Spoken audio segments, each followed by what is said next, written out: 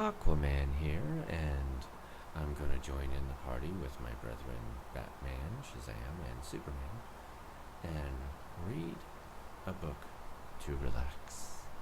I hear it's quite calming. We don't get very many books down in the deep for obvious reasons, but when we come to the surface, I try and take in as many mortal activities as possible to show you that I am just like you.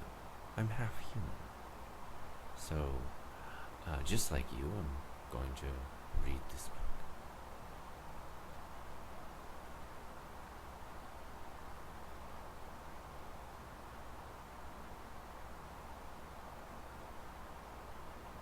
What? Oh, Wonder Woman is telling me that I must open the book and look at the words in order to do this properly. So, forgive me.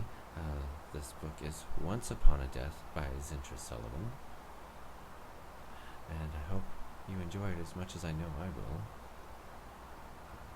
Aquaman, King of the Seven Seas, in case you forgot. Chapter 17. Ka quickly learned that driving an automatic car was easy as ordering a cappuccino from Chris T's. He was relieved that a parking lot was right in front of the library and didn't require any unpracticed reversing maneuvers. See, I have many gifts talking to fish and controlling the sea, and that driving is not one of them.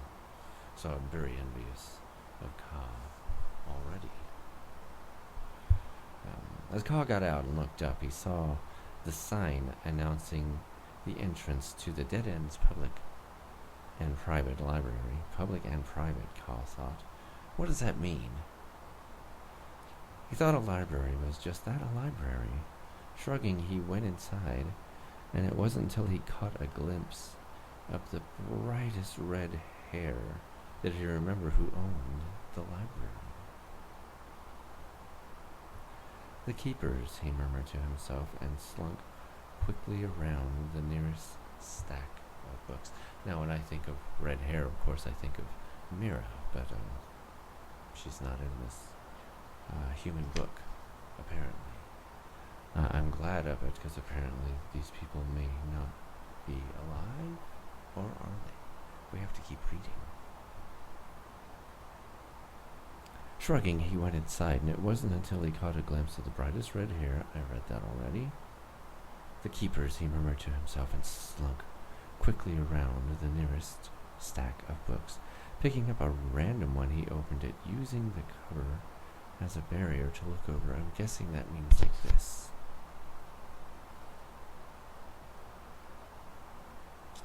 See, humans, I'm just like you, because I did what they just did. I'm getting this. Where did she go, he thought. Didn't pick you for the massaging type. Ka jumped and spun with surprise at the words being spoken so closely to him. There she was, standing so near you'd be pressed to slide a sheet of paper between them. She was short, and even as she stood there on tippy toes, her eyes barely made his shoulders. Perched on the end of her tiny nose were bright blue glasses, and her telltale red hair was what Ka could only describe as organized chaos.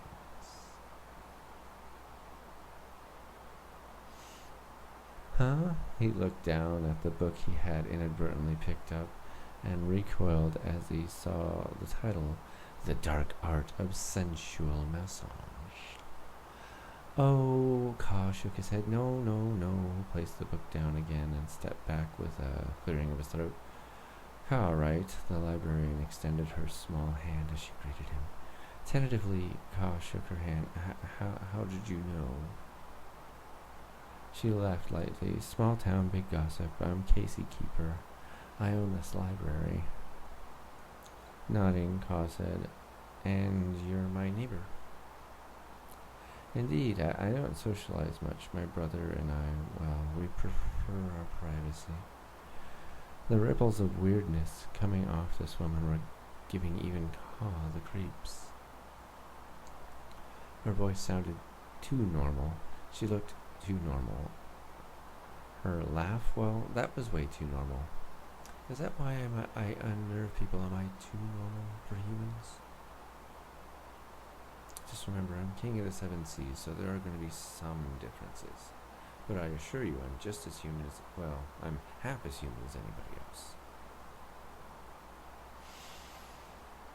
It was like she was trying too hard. He couldn't put his finger on it, but something about this keeper was off. And if you want to find out what was off about that keeper, then you want to read Dzintra Sullivan's book, Once Upon a Death. I'm Aquaman, and it has been wonderful talking to you fellow humans. I bid you a good night.